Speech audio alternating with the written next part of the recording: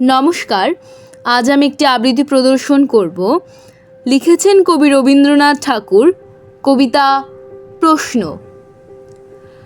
ভগবান, তুমি যুগে যুগে দূত পাঠাইছ বারে বারে দয়াহীন সংসারে।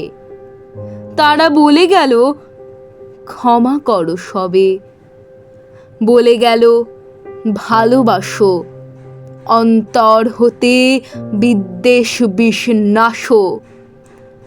বরণীয় তারা, স্মরণীয় তারা। তবুও বাহির দ্বারে আজি দুর্দিনে ফিরানু তাদের ব্যর্থ নমস্কারে। আমি যে দেখেছি গোপন হিংসা কপট রাত্রি ছায়ে হেনেছে নিঃসহায়। আমি যে দেখেছি প্রতিকারহীন শক্তের অপরাধে বিচারের বাণী নীরবে নিভৃতে কাঁদে। আমি যে দেখিনু তরুণ বালক উন্মাদ হয়ে ছুটে কি যন্ত্রণায় মরেছে পাথরে নিষ্ফল মাথা কুটে।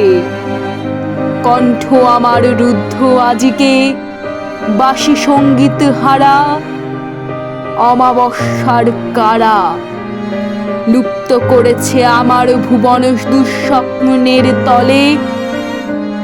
তাই তো তোমায় সুধায় অশ্রু জলে, যাহারা তোমার বিষায়েছে বায়ু, নিভাইছে তব আলো।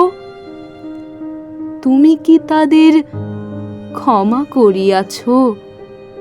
তুমি কি বেসেছ ভালো? নমস্কার।